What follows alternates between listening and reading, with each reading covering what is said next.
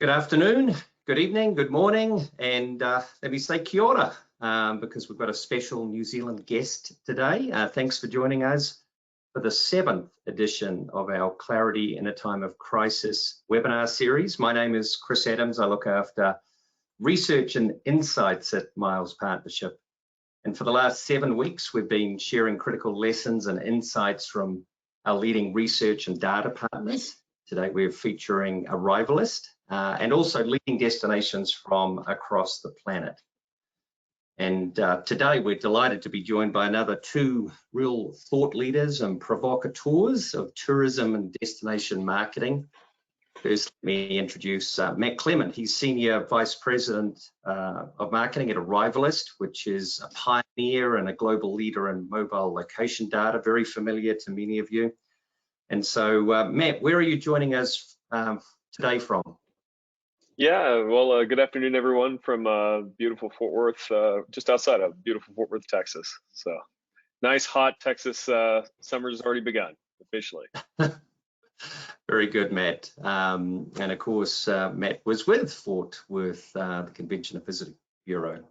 And we're also delighted to be joined by Jason Dawson, all the way from down in New Zealand, a different down under, as they say. Jason is Chief Executive of Hamilton and Waikato Tourism. Now, Jason joins us from the future. I know it's 7 o'clock in the morning on Wednesday in New Zealand, so sorry to get you up so early, mate. You doing okay? Yeah, kia ora, everyone. No, doing okay. And looking, the day's not looking too bad, so you've got a great day coming tomorrow, everyone. Good news. And so we'll be hearing from Jason after Matt. And you can see on the agenda here, first of all, we'll be checking in with Arrivalist and looking at some of the deeper dive analysis that Matt has undertaken with regards to their really innovative daily travel index. I'll jump in with some selected insights from the Longwoods research on US traveller sentiment that really speaks to some of the trends we'll be seeing at Arrivalist. Jason will join us on insights from not only just Hamilton and Waikato Tourism, the destination in just south of Auckland that he manages, but also more broadly in New Zealand, which has been really pretty successful to date, fingers crossed, on its fight around COVID-19. So perhaps as a look into the future of how tourism can recover in more of a COVID-19 free environment. And thanks to all our partners on today's webinar, Destinations International, our very good friends at US Travel, DMA West and Southeast Tourism Society. And on our website, Clarity in a Time of Crisis, the education portal, you'll get the recording of today, all the slides, plus we'll be emailing all those materials out to you 24 hours after today. Plus, we've got a huge range of other resources collected there for you. Now, I want to, just before we kick off with Matt, I want to highlight a really important and exciting research project we're kicking off. Miles Partnership, Civitas Advisors, Tourism Economics, we're all collaborating on the outlook and future of DMO and tourism funding models. So where are we now? What are the prospects for current funding? And you know, what's the recovery of those going to look like over the next 12 to 24 months? We're also going to do a introduction to new alternative future funding options for both destinations and DMOs. So we're looking at 100 cities in phase 1, all 50 states in the US. The initial project is going to be free to the industry. And in fact, all the partners here are donating most of our time and effort, but I do want to give special recognition and thanks to the Destination Council, Nan and the team there at US Travel Association for their support, also for the assistance of Destinations International. So we're going to be issuing a free report and summary and a webinar. So we're looking at that being released in 2 parts, initially in sort of late June and then in July. So more on that shortly, but an important look at what is a critical issue. So without further ado, let me pass over to Matt and let's have a look at the US market and what their really deep, rich data tells about where travel is at. Over to you, Matt. Thanks, Chris. And again, it's good to be with everybody today. So let me see here. There we go. So wanted to talk a little bit today about the Daily Travel Index. We started this project back in March, and over the past corresponding number of weeks, it's really provided, I think, some really interesting insights. And worth noting that this is a free tool available to everyone on our website. So everything that we look at today, just about, with a few caveats, is freely available to you on the website, Arrivalist.com.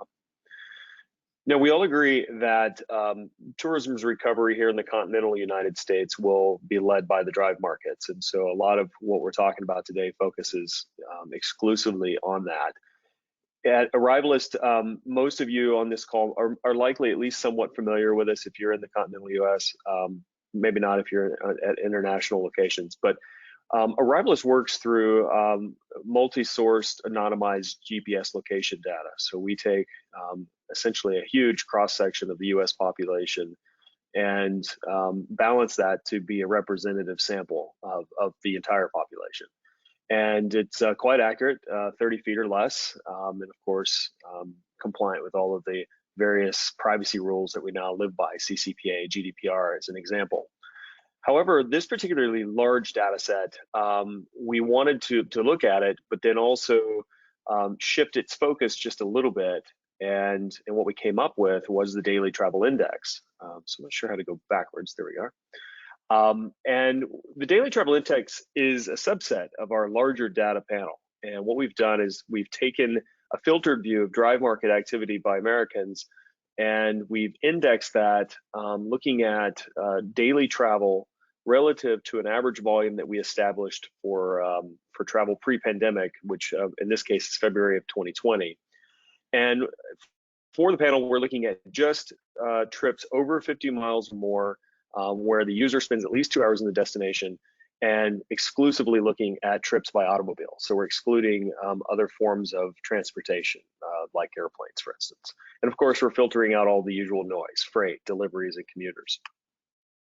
So you go to the website and you'll get a pretty good overview. I won't spend too much time on this, but what we're going to be looking at today will focus primarily just on what this particular graph is telling us.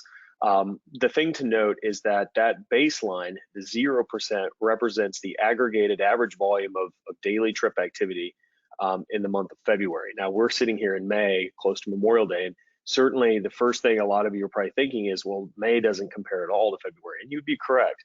It is a bit of a tough comparison, and we're working on year-over-year data for this particular subset. We'll probably be rolling that out pretty soon. But for now, the comparisons really do kind of work, and the reason for that is that as we look at what's been happening here as recently, a lot of that volume that we're going to see, you'll notice that even in these weeks that we've had and weekends in April and May, they're still well below what we considered normal in the month of February. So typically in February, we would see daily travel index volumes somewhere in the 60% over that baseline right here. And in May, we probably expect that to be well over in excess of 100% over that baseline. So it gives you some idea, and we'll talk about that as we go through the presentation. What have we observed so far? I'm going to kind of go through these fairly quickly because of our time constraints today. So hopefully I don't go too fast for anybody, but really, first and foremost, the trends are pretty clear. The travel activity here in the United States by car, so drive market activity really, is slowly going up. We saw the bottoming out back around April 3rd, that particular weekend. And since then, as a country, we have risen up to about 59% above that. We've seen a 59% increase rather since April 3rd. And we're just about over the baseline now on weekend travel. But again, if you look back towards February, you can see what was normal in February. And it gives you a good idea that although the trends are positive, we still have an awful long way to go. Now, as we look at this by mileage band, when you go to the website, you'll notice you'll be able to look at 3 particular mileage bands. So you'll be able to look at 50 to 100 miles, 1 to 250, and then 250 plus. And this is really crucial because those mileage bands can help you define and provide some context to the drive market that might be applicable for your destination. So if you're a destination in the northeastern US, you don't have to worry quite as much about the 250 plus mile trips as you do if you're in Texas or maybe one of the other Western states, Utah, for instance, because people have to drive such a much further distance. But you'll see the trends across the three mileage bands for the country here, as well as what we've seen in terms of observed volume so far. The vast majority of the trips are still occurring, in that 50 to 100 mile range. And you can see a little bit of variation in terms of the three different bands here. Although generally speaking, the trends are pretty uniform across all three mileage bands. It's just in how they relate to that indexed baseline. So you can see that we're inching a little bit closer for longer trips, whereas with 50 to 100 mile trips, we're still under the baseline and still a little bit further distance to go to get back to normal. Now, I want to show you the trends that we're seeing across all of each of the 5 regions of the U.S. Because there are some pretty marked differences. First, we're going to look at the Southwest, including here in Texas, as well as Oklahoma, New Mexico, and Arizona. And you'll see that since hitting that bottom, we increased about 61% between the 3rd of April and May 8th, which was the weekend before this last. You'll also see that in the Southwest, there's been a little bit of a plateau effect these past 3 weekends. And this is data right up to this last weekend, a couple days ago. We definitely have hit a plateau effect, and you're going to see this plateau across each of the regions. As Chris and I were talking about in a run up to today's webinar, I really feel like it's a rubber band effect pre-Memorial Day. I feel like the rubber band is getting stretched back. And if I were a betting man, I would say it's going to get let loose in a big way for Memorial Day. Now, where that volume ultimately ends up is anybody's guess, but it does seem like that's what's going on. As you can see here for the Southwest, one of the more active regions in the country, there were pretty steady trends, a sharp increase from the last weekend of April till the first weekend of May, and then that plateau effect. Additionally, we've also been monitoring day of week travel. And so for the Southwest, you can kind of get an idea of what that looks like. Not quite used to using this interface, everybody, so I apologize for the misclicks. And you can get a general idea that, and this will hold true for all of the regions, that Friday is really where the majority of that travel, or the most of that travel, is happening. We've not seen, even in the Southwest, midweek travel really rebounding in a big way yet. You can see it has still quite a ways to go, even compared to what was normal in February. In the Western U.S., you'll see quite a bit of activity as well, about 48% increase since the 3rd, that same plateau effect, a little bit more muted, and probably not surprising that it's a little more muted than the Southwest, given that a lot of these states are still under pretty stringent lockdown orders, especially California. And the same story with looking at day of week travel. So you can see once again that midweek remains relatively flat, even compared to the bottom.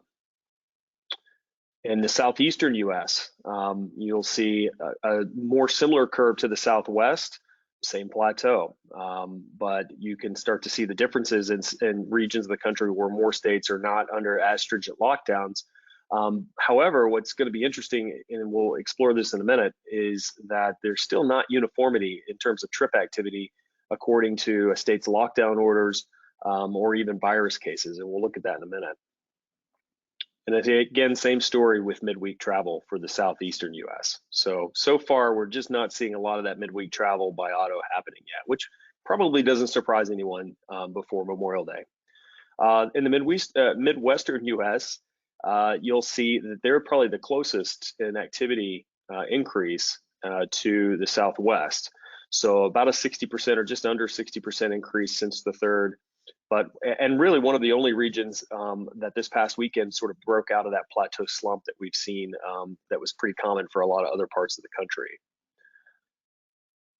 But again, midweek travel still fairly plateaued, very, very low. Now, the northeastern U.S. is an interesting story here. First thing you'll notice is that it shows a 68% increase since the 10th if we count this past weekend, which was a bit of an oddball amongst all of the regions. It was really the only one that showed this kind of growth. But what is interesting to note is that, and we'll look at this specifically for New York here in just a bit, this might have been a little bit weather dependent. I believe that right in the middle right here, where you see this dip between these two peaks right here, was a bad weather day or a bad weather weekend. I think it was like 48, maybe a wintry mix overnight in some parts of New York that particular weekend. So we'll look at that in a bit, but this was really interesting because up until this past weekend, the Northeast was really one of the few places that was under a 40% increase since bottoming out, and now it's really had this big spike. Whether or not that's sustained, we'll see, and certainly Memorial Day is going to be very, very telling. So if you're in one of these regions, I really suggest checking in with the Daily Travel Index on next Tuesday to see if this huge increase is a sustained thing, or hopefully it gets eclipsed.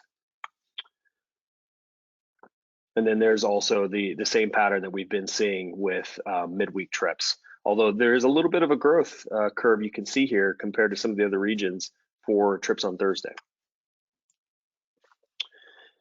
So looking at the northeastern US, I just also wanted to make a quick point. A lot of that growth that we're seeing is specifically in the 50 to 100 mile band. It's a little bit more pronounced, I think, for the Northeast than in most parts of the country, where it's maybe just a little bit more spread out.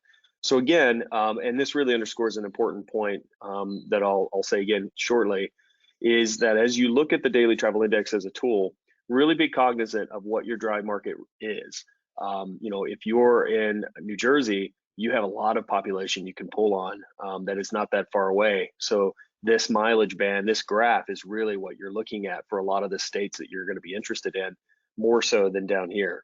On the other hand, if you're in Texas, a lot of our destinations, you've got to travel 200, 250 miles to get to from any of the major population centers. So this becomes much more important, as does 100 and 250 mile. I think for the industry as a whole, the 100 to plus mile bands are also super important because I think they signify growth in the overnight market by auto as well, because that 50 to 100 mile is much more likely to be made up of day trippers than the other two mileage bands. So a few closing observations. The impact of stay-at-home orders has been a little bit unclear. Now, in terms of the overall impact to volume, it is clear. So this is California and Texas, and you can very clearly see that Texas has had higher index values since the bottom when they were actually very close right here. You can see that the volume in Texas has been much higher. There's no doubt about that. But the trends are relatively the same. It's just the volumes are off a little bit, but the trends are fairly similar to one another. Looking at New York, I mentioned this earlier about New York, and you can see here that these three spikes all corresponded to weekends where the weather was pretty good. And I'm looking specifically at New York City, so there's probably some variation throughout the state, of course. But just looking at New York City, look at the one big dip, and this is, I wouldn't say this is perfectly scientific, Chris, but I thought it was very interesting that the power of weather, obviously New York being very, very hard hit, and yet weather seems to have played a bigger role over the last few weeks in keeping people home. And then I'm going to try to go through this as quick as I can, but an interesting point has been, the New York Times has created a really cool resource where they bucket all of the states according to whether or not their cases are going up or down. And if you look at these three buckets, what you'll immediately notice is that the results are kind of all over the place. In the bottom of this particular group is Maine, so way down here, and at the top of it is Texas. Texas has cases that are on the increase right now, unfortunately. And then you can see everybody else is just kind of all over the place. Again, the general trends are the same, but there's a matter of certainly a big difference in volume or index values between these states. If we go to the next bucket, this is the largest. These are the folks that are fortunate to have a flat curve currently. Again, you see a lot of the same thing where there's quite a bit of bunching.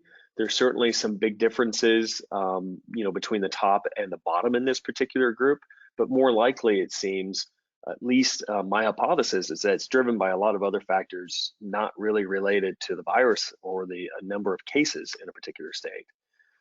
And in this particular bucket, again, you see the states that have a decreasing curve, which New York is one of those, but also places like Georgia and Iowa. And once again, you can see that there's not a huge difference in terms of the overall trends. Volumes, yes, but overall trends, no. You can see that the curves for trip activity kind of just rock along here. And even if you look at these last 3 weekends, there's a little bit of difference in which state ended up at the top. And what's interesting about this particular graph is that these states are geographically very disparate. You know, they're all over the place across a lot of different political lines, geographic lines. So it's really, really interesting to look at. Takeaways here. First, you know, from just a personal hypothesis, I think the stay-at-home orders and the COVID-19 trending have certainly expected the speed of recovery. You see in some of those states where the volumes are a little lower or higher, you know, in some states and others that are even in the same buckets. But I think, you know, looking especially at, you know, popular destination states, a big part of this will be, you know, when can we open Disney World and Universal in Florida? Because that obviously will greatly impact the level of activity in that particular state. But really, it's a mix of economic and psychological factors, things like consumer confidence, the perception of the safety of travel, political disposition, regional psyche. These are all really potent influences as well on whether or not people will return to travel quickly or not. It's a simple hypothesis, but it underscores a super complex problem.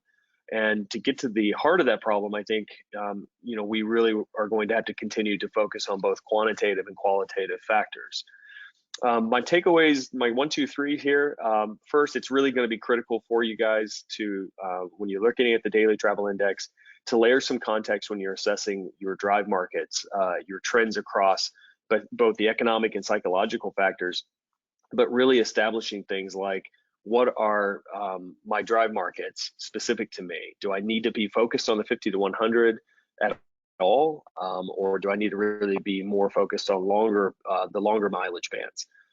And I would really be monitoring for trends in those specific bands, as well as paying attention to the economic and psychological factors that might be influencing travel intent in those states as well. And then geolocation data. You know, I always say this, and I'll say it one more time. It's just one leg of a necessary triangle of information. We have to have sentiment, which is best accomplished via survey work. We also need booking and search trends. We need some of that forward-looking information. So while I think Arrivalist provides a really strong leg of the research triangle, we're just one factor. And fortunately, a lot of this information is freely available by partners like Miles and Longwoods, as well as Adara and many others. The current trends are unmistakable. The challenge, I think, for all of you is really in how to handle even reduced volumes of travelers in our destinations safely. But I think undoubtedly the time is now to, hopefully you've already been into the middle of this planning, but the visitors are coming. And so I think the challenge for our industry now is to really be prepared to welcome these folks safely, both for their safety as well as that of our locals. So thank you for having me, everyone. If you have any questions, my email's there on the screen, and I'll be happy to answer any of those questions that you might have. Thanks, Chris. Thanks a lot, Matt, and some great insights, and it's a really powerful tool. So if you haven't had the chance to check it out, please make sure you bookmark it and use it regularly. Just to pick up on what Matt was saying in terms of sentiment research, so we can look at this correlation between case numbers from authorities such as the New York Times and data from Arrivalist. And if you have a look at those three buckets broadly, you know, the states that are seeing the most decrease in cases are performing slightly better than those that are not. But you can see any correlation is uneven, and Matt's highlighted the complex range of factors that are coming into this. What is critical is to also understand sentiment. And I think everybody's aware with Longwoods, we've been doing a weekly sentiment research study looking at how Americans are feeling about COVID-19 and how that's affecting their travel plans. And you can see here, we've still got some significant issues around concerns about their own travel and concerns about opening up their community. So you can see only around a third or so of Americans currently feel comfortable around some of these critical issues. and they're actually outnumbered by the people who have some degree of concerns or a perception of safety. So we've all got to work around this issue of confidence. That's going to be driven obviously primarily by health and health advice, and this is one of the custom questions we ask, and we just asked it 3 days ago. And you can see Dr. Fucci and the other authorities from the CDC, etc., are really going to be where most American travelers are going to look for direction. We've actually seen a slight dip in some of the other resources. And so communicating that critical advice is going to be key, and then focusing on those green shoot opportunities, locals, working with your locals to activate them, working with short drive markets, and visiting friends and relatives has also been highlighted in the Longwoods Travel Sentiment Survey. That's where people are going to feel most comfortable. Please tap into that research. We've got a 2-page summary, the full deck, and Amir, Elon from Longwoods and I record a short summary every week, which you can catch up. Okay, without further ado, let me jump on a plane, in a virtual sense at least, and head down to New Zealand to connect with Jason. Thanks again, Jason, for joining us. We want to kick it off by just perhaps giving the audience a flavour of the Waikato, Hamilton, and what the region's like. And I think we've got a video.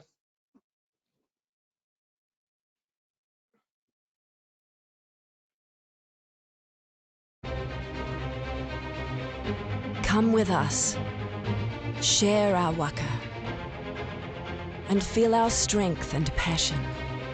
For this is a place beyond the expected, which constantly surprises, with natural beauty, powerful history, and out-of-this-world experiences.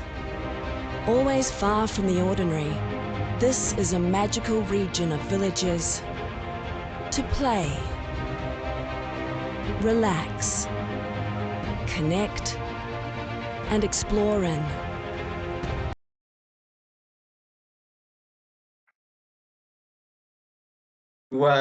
Jason, a lot of beautiful green fields. Obviously, it's a huge centre of dairying, and I want to give the audience an update on what's happening in Hamilton and Waikato and more broadly in New Zealand at the moment. Sure thing, Chris. I think Lauren's trying to. Sorry, I can't see the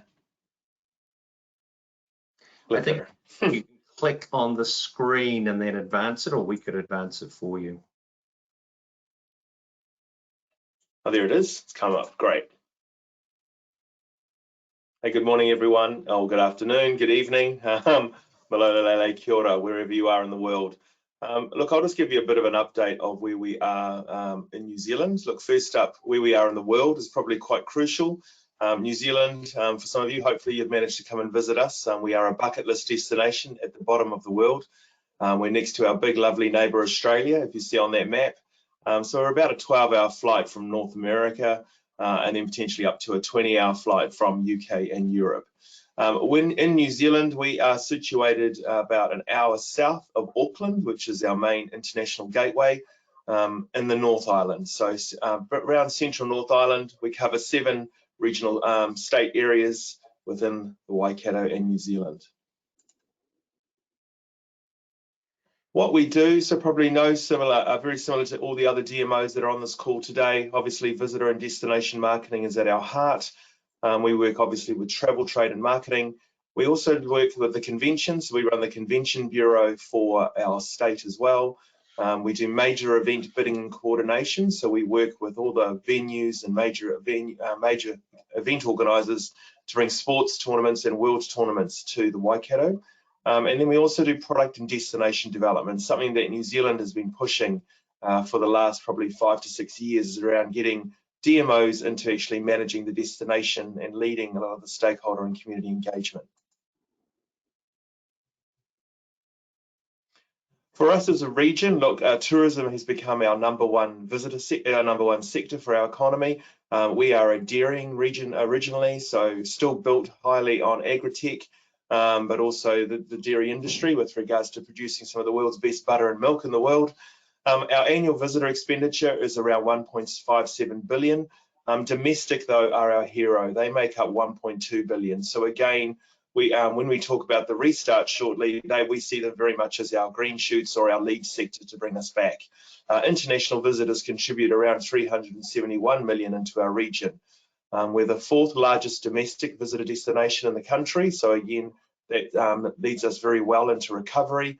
We're the 5th largest visitor expenditure for internationals, behind places like Auckland, Queenstown, you may have heard of, in the South Island, Christchurch and Wellington. And we're the 4th largest region for conventions in the country as well.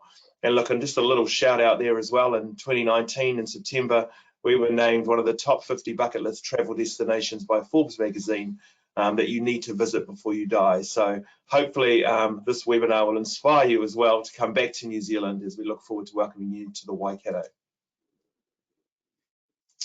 Our key international markets, and the reason why I talk about these is because obviously China was where we were initially impacted as a country when we lost China group travel. So that was a travel ban that kicked in around January this year. But our #1 market from an international perspective is our neighbours, Australia, as much as we are Australia's #1 international visitor market as well. Second is obviously UK and Europe. And then third, you're all there pretty much, is USA and Canada.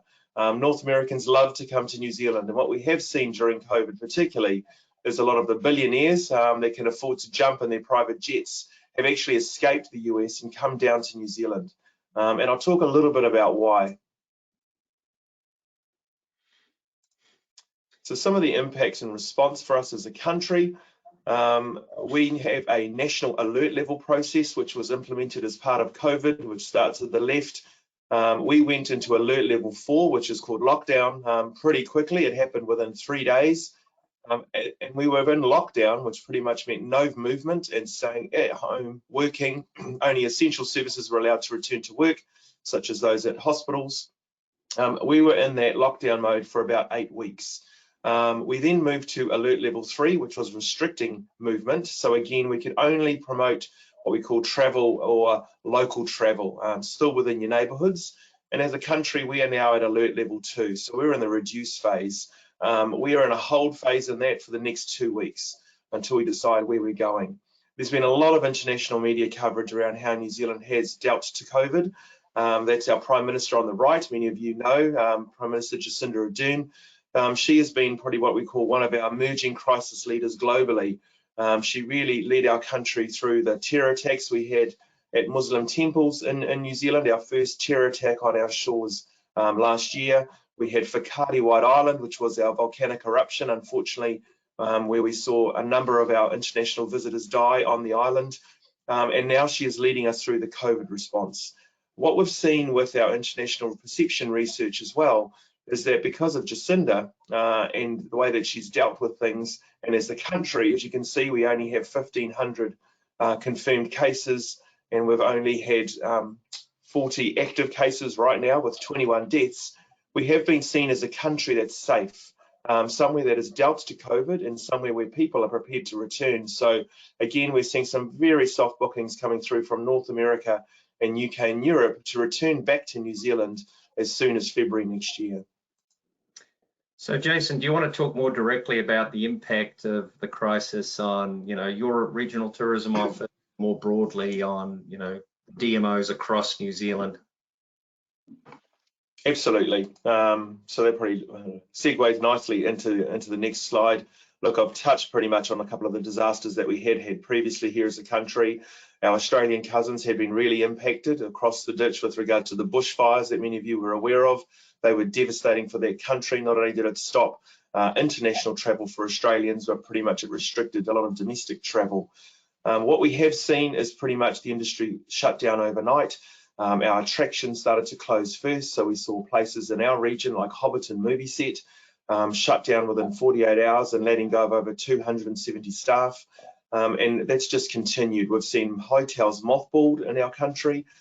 Some have permanently closed, others have managed to continue opening. Our venues and our major events were all called off. Again, just followed the rest of the world's calls around groups and gatherings with regards to the spread of COVID.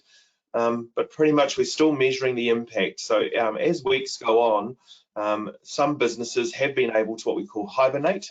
So they're able to close early for the season because we're now we're in our fall and we're about to move into our winter season. We've seen definitely those that have reduced their staff and those that have permanently closed. So again, we have a lot of media profile in New Zealand because the visitor industry was our #1 export sector and how it is actually crippling right now our economy. But what we are hoping is we're going to be probably one of the first to get going, which I'll talk about shortly because that's the stage we're at now at alert level 2. We did a survey just recently. Of course, everyone's been doing surveys of all their businesses and operators. Our visitor economy for us covers everyone from hospitality and retail through to events and venues, our airports, our transport providers. They are seen as very much part of the visitor economy for us and the accommodation. So market source, what we've seen here, which has been actually quite heartening to see, is 70% of our businesses are obviously targeting the leisure market, but nearly 30% have been working in the corporate market. So that will lead them into a very strong position when we start to what we call reopen New Zealand again. There are activities that we ask them around. Again, tourism-related activities sit around 44%, but again, really pleasing to see a lot of our operators had pivoted and adjusted into the education sector. So a lot of them are obviously offering educational tours for school groups or for tertiary institutions. Major events are a major contributor to our economy and our region. We are seen as pretty much the sports capital for the country, hosting a lot of the world-class Olympian sports here in the Waikato region. So great to see major events contributed 12%, business events and conventions at 15%, and non-tourism related activities at 21%. Again, a really good figure for us was where their audiences were sourced from. We know that we are a hero domestic destination at 75% of our market, and we also are a big visiting friends and family destination as well. So it was pleasing to see 29% of our businesses are still seeing the local Waikato, our regional state residents, as being their key market, with domestic visitors at 33%. International, though, still a big chunk for us at 26%. And Australia Pacific Islands, our short haul markets, were at 12%. So we asked them around the things that obviously we could do. Here in New Zealand, the government quickly rolled out what we call the wage subsidy package. At that time, it was the largest tourism, but also the largest economic recovery package that any country per capita had done. It was around 20 billion initially. The wage subsidy is about 80% of any business can apply for to keep their staff being paid. So around 585 per week was being paid per employee to keep people in work. That went for 10 weeks. We've just had an 8-week wage subsidy extension to that, and it was great to see most of our businesses at 87% had accessed that support. The other great thing about that as well is many of our small and medium businesses, we have around 70% of them are mum and dad businesses who pretty much, it's their passive income or it's their seasonal income, that they didn't have to access the wage subsidy. They were able to go back to their other incomes or have enough in reserves to keep them going and keep their staff employed. But again, reducing overhead costs where possible was the key focus. And as we all know, staff, we're a people-based business in tourism, we're one of our most impacted. And then lastly, we just asked our operators, and again, it's a good thing to do, is what sorts of things do you want us as a DMO to focus on over the next 6 weeks, 6 months, 12 months? So look, really clear, these will probably be very similar to any other country in the world right now. They want support to reposition their products for the domestic market. So if our region, again, is still quite domestic focused, but we do have our hero attractions, which are international facing, like Waitomo Glowworm Caves and Hobbiton movie set. And then definitely they want us to focus on getting the domestic marketing activity up and running as soon as possible, restarting conferences and bringing back major events. I won't go through all the others for time, but for us, look, those are kind of the fundamentals of business that they expect from us, and good to see that they still want us to deliver strong leadership and advocacy for the sector at a government and also at a regional level. So I'm just going to jump into our response and restart plan. Again, no different to hopefully what all of you have been doing. A lot of industry briefings. We were doing face-to-face ones based on the different sectors, tourism, events, hospitality and accommodation. Those moved into the Zoom room as of lockdown. So again, we've been having these weekly webinars and catch-ups with everyone. Everyone has been overwhelmed with information. I'm sure you all have. Research has been coming out of our ears, really. They're everywhere. We've got a lot of information about webinars, everyone wanting to do good and support the industry. So we're trying to provide now weekly newsletters that only focus on the things they need to know. Our operators are feeling really overwhelmed as business leaders right now. We're doing a lot of industry advocacy into the government. So again, we have something similar like FEMA here, Civil Defence Emergency Management. They're leading the national response from welfare and benefits. So again, we've been lobbying quite hard into government to make sure that our businesses have access to that. Our team, we're only a small team of 8. We all broke up into what we call caseloads. We've been doing operator check-ins as of 2 weeks before lockdown. So again, these are physical phone calls, emails, texts every day, reaching out to our 300 operators just to make sure they're okay. How are you is our first question. And then just to make sure that they have access to all the systems, the processes, the government support that they need, or even referring them to some of our different partners, such as our accountancy firms, to make sure that they have access to cash flow forecasting data as well. Webinars we've talked about, and then literally we were doing workforce redeployment. So we had a government response which was quite clunky and slow with regards to people being put out of work, getting onto benefit and not be able to find other alternatives. We were working directly with our large employers like our big catering companies, our major convention centres, as well as Hobbiton and Waitomo Caves to get their people into other work. So we've redeployed into our horticulture sector right now for short term for 3 months. We're in kiwi fruit picking season right now. We then move into avocado harvesting. So again, we're getting them back into our food and fibre sector just to see them through so that we can bring them back, hopefully, as people into the tourism sector as of January next year. So we're now in the restart phase. The government launched what we called the Shovel Ready project. So that's injecting around $50 billion worth of capital expenditure into the country immediately.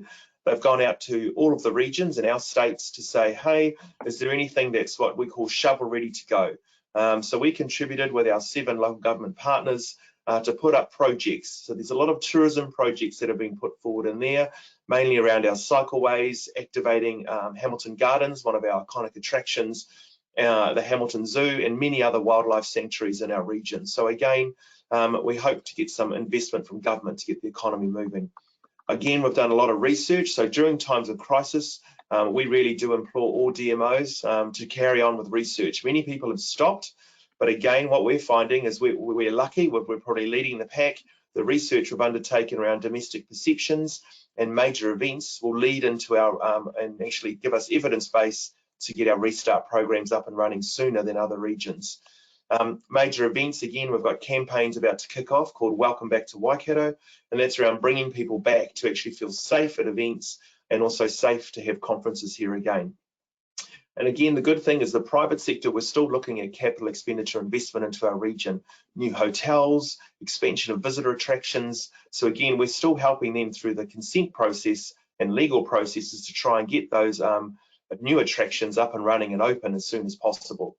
And then lastly, domestic marketing restart. We kind of have a 4-phased approach, which I'll quickly go through now, around a local focus, moving to regional. We're going now in domestic, and then we've got a wider sub-regional focus as well. So we launched the first week of lockdown, what we call the Mighty Local campaign. So again, no different to most regions and states that have buy local or support local campaigns. We've branded ours Mighty Local to fit into our regional brand, the Mighty Waikato. We partner with our state economic development agencies, all our chambers of commerces in all our towns, our local government partners, community business associations. They've all jumped on board, as well as our entire network of visitor information centres. So it was a collaborative partnership at Alert Level 4. So we were leading this. We got them to source all the businesses that could still continue operating. So shout out to Matt, great to see. Obviously Texas, we're enjoying takeout a lot more than California. We had a very similar process with regards to Alert Level 4. Not only were we promoting takeouts, we were also promoting entertainment or online virtual tours that people could visit our attractions still in the comfort of their home. We launched recipes as well from our beloved chefs around all our iconic restaurants. We did wellbeing platforms, so again, yoga and many other wellbeing exercises were available online from our region.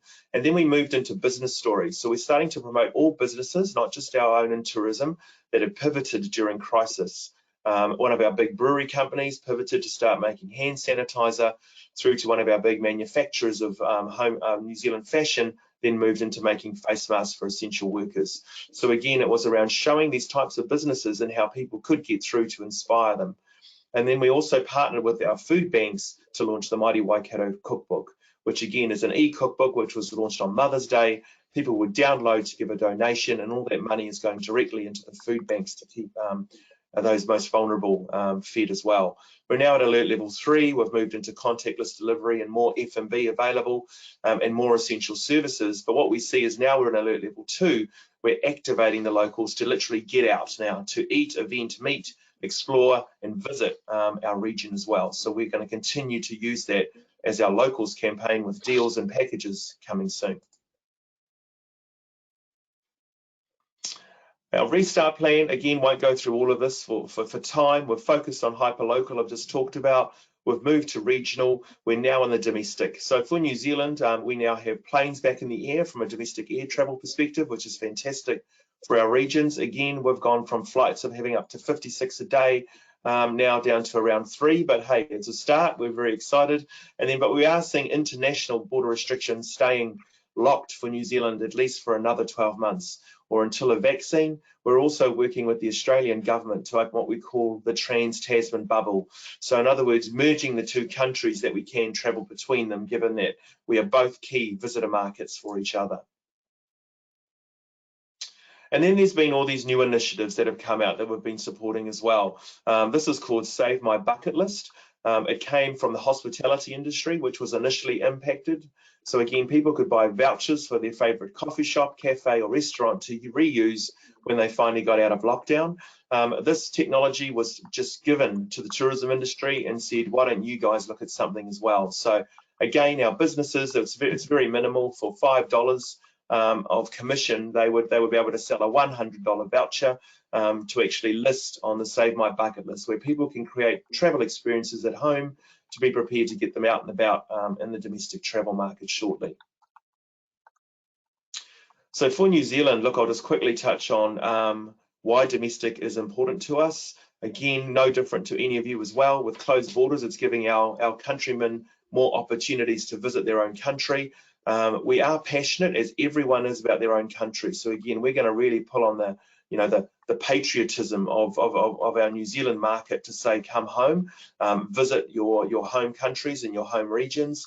But what we do know is New Zealanders do travel differently. We don't have a lot of mass transit around our country apart from flights. Our rail network is pretty much more of a seasonal tourism related ventures. So for us, we see New Zealanders driving a lot more. So the drive market, very great to see Arrivalist data. Would love to have that in New Zealand, really contributing to restarting our region as quickly as possible. We have around 3 million people live within 3 hours drive of our main city. So for us, we definitely see the push to get domestic up and running.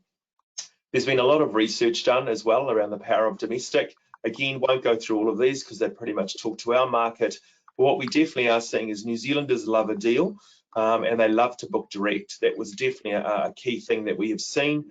But nearly 40% are looking to take a domestic break within 3 months, which has been fantastic. And that's more than 3 nights. So that's up to 5 or 10 nights. So again, we're really going to leverage the research. Again, keep doing research now to help inform your domestic marketing restart programs. Again, New Zealanders spend a lot, 9.3 billion going overseas every year, and within their own country, they spend around 18 billion. So again, we're going to try and hopefully get at least 75% of both of those pies to try and activate our economy again for the country. I won't go into the potential trips. So look, just some national opportunities as well. So how it's all working, we're leading some of the local and the regional domestic marketing activations.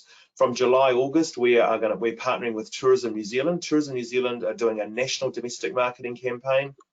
It's the first time ever.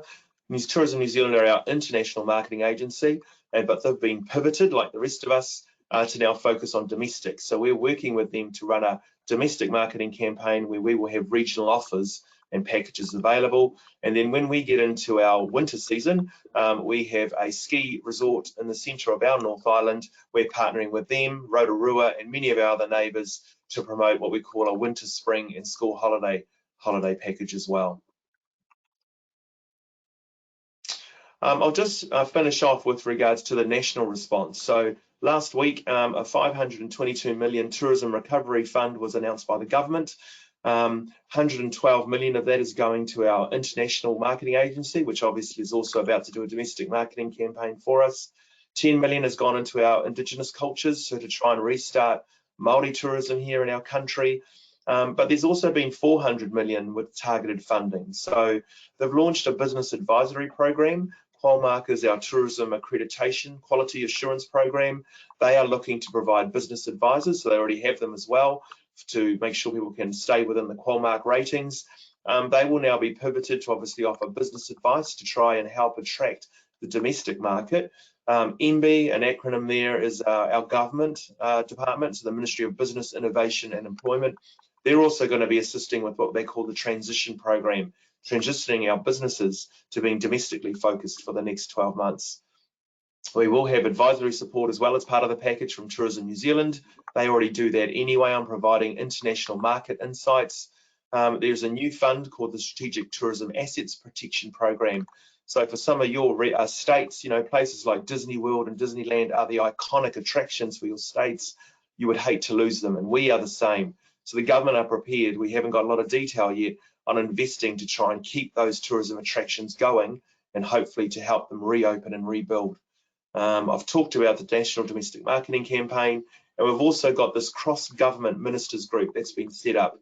So we have all the different ministers all joining up to be part of the Tourism Recovery Ministers group. They'll oversee all the funding, and then we're also focusing on what we call the New Zealand Futures Task Force. So I'll talk a little bit about that. I've touched on the wage subsidy. The government have also announced a $1 billion green fund for outdoor tourism businesses. So any business that works in the outdoors or in the natural environment will be able to access this fund to try and green their business. Again, tourism is one of the sectors that will benefit from that fund as well. So lastly, reimagine. That's the new buzzword as well. We've had pivot emerge, we've had bubble, and now reimagine is our third new buzzword that's come out in New Zealand. So the government has basically called this a circuit breaker, and it definitely is for us as a planet. So we're trying to reshape and reimagine the industry for the future. What we're going to do is work with Tourism New Zealand on the domestic and the international markets to say, is this how we want the future of tourism to look like? Were our previous visitor arrivals correct? We were experiencing substantial growth as a region or a state. For us, we were okay, but other parts in our new country were getting pressure points from over tourism. So again, how do we now reshape that? Very similar to what Amsterdam, Barcelona and other cities around the world have done to try and reduce the impacts of visitors in their country. We also want to move our sector from a boom and bust cycle. We are no different to any other business cycle, but again, we want to have a bit more of a sustainable plateau. And then again, how do we move to what we call community-led tourism, where there's net benefit for everyone? So very similar around the philosophies that Anna Pollock talks about with regenerative tourism. We're going to bring that forward with regards to our discussion. Funding is going to be a big one, so great to see Miles Partnership leading some of that in the States. We'd love to see some of those discussions around the future of funding for DMOs, but actually for tourism overall in our country. Look, just some takeouts for you all. Look, some life lessons. I'm sure all of us are learning lots of things about ourselves. We're learning how to cook again at home with recipes. We're learning what takeouts we like or don't like, and many people are exercising more than ever. However, it does change. I tell you that. We have days where we don't do any of those things. So we might just want to cry on our keyboards as we feel so helpless with what we've been facing as an industry or as a country. So just some tips from me. Look, again, communicate. It's always good to be authentic. We have to keep it real. When we're down, we're down. Don't be afraid to show emotion. Our operators and your businesses are hurting so much. The words I use are raw and brutal with regards to the impact to our sector, but don't be afraid to show that vulnerability and always ask for help. As much as we're here as DMOs to help our businesses, they're also here to help us. Act, be strong, don't wait. Again, I have to ask my board approval. I normally would have to go back to my industry advisory group, but in times of crisis, I've just acted first, and I'll clean up the mess later if it doesn't work. But overall, look, everything's been going well. People expect you to act fast, be decisive, and definitely lobby for them. And great to have these check-ins. It's really nice. People are just pleasantly surprised to get a personalised phone call from one of our team to say, hey, how are you going? Is there anything we can do to help you? Be creative. Again, we're talking about pivoting, but again, it's adaptation, it's innovation, it's ideation. You know, talk to your teams, your staff, look at your feedback you've had as a destination for the last few years and see what your visitors have been telling you. Now's your time to reshape and to be creative in building a stronger destination for the future. And then lastly, plan. Look, it's really hard to plan. Our plans change daily. So we do, I call it planning in quicksand. Lockdown rules change all the time. The different things government put into place change overnight. But again, we need to have different scenarios. You need to keep researching, and then that'll help develop and execute your plan for the future. So thanks, everyone. Appreciated your time this morning, this afternoon. Thanks, Jason. And we'll bring Matt in just for the last couple of minutes, and we've got a couple of questions here. Just a note on that tourism funding research, we are going to be looking at in phase 2 rolling that out internationally and looking at international examples, and in fact we'll be including international examples even in the phase 1 research. So quick question for you, Matt, regarding what you were saying in terms of the additional features you discussed with regards to the Arrivalist travel ticker. So is that going to be something that's going to be rolled out in weeks or months? Sue was asking. Yeah, sure. Well, I mean, we're definitely looking at some feature updates to it. You know, stay tuned on that. I know that year-over-year comparison, you know, basically doing away with the way we've indexed it now and moving towards a year-over-year comparison is the most requested feature, which we totally understand. So that we hope to have, you know, relatively soon. It could be towards the end of June before that data catches up. So, you know, that's one. Some other features, you know, certainly that day of week comparison, being able to select some of that is stuff that we're looking at and seeing if it's possible to add it to what we already have there. So for sure, keep checking back and you know, as we add those features, we'll make sure everyone knows about it. Very good. And of course, daily travel track. So Jason, a question for you from Bob. And so Bob's asking just about events and conferences. So is New Zealand at a point as it looks at moving from level 2 to level 1, and there's been, you know, most days have no cases and things seem, again, fingers crossed, under control. Are events and conferences a real prospect in the next few months? Look, definitely. We see events and business events and conventions leading our social and economic recovery for the country. So look, we've been pushing that hard. We at Alert Level 2, we're allowed up to 100 people now. But the future of business events and conventions we definitely see as the hybrid model.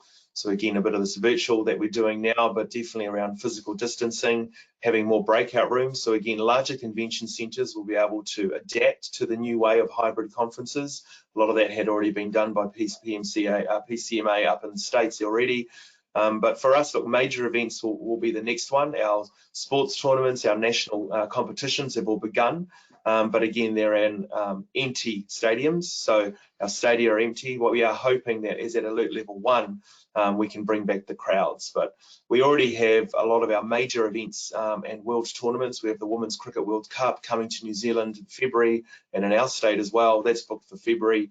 But we are seeing our major events and conventions restarting as soon as September. Very good. And I know professional rugby, Super Rugby Aotearoa, starting in June. So thanks, guys, for your wonderful input and all the time and effort you put into really distilling your thoughts down into something that's practical and useful for our audience. Just a couple of final remarks. Reach out to our COVID-19 Communication Centre. Again, all the resources from today will be there. Plus, I wanted to highlight, we've been looking at moving now to a monthly model. For the last 7 weeks, we've been doing weekly webinars, but we're going to be stepping back and moving now to a monthly model. You can see there June 23rd, we're going to check in with another island destination, Iceland, and also catch up on 3 to 4 months of research from EMEA. Plus, we are going to have some special editions of other webinars with some partners, so there'll be more news on that to sort of fill in some of those weeks. So thank you for all of those who've joined us both today and over the last 7 weeks. Thanks again to Jason and to Matt, and thanks to all of you. Have a wonderful rest of your day. Thanks, everyone. Take care. Thanks, everyone. Have a great day.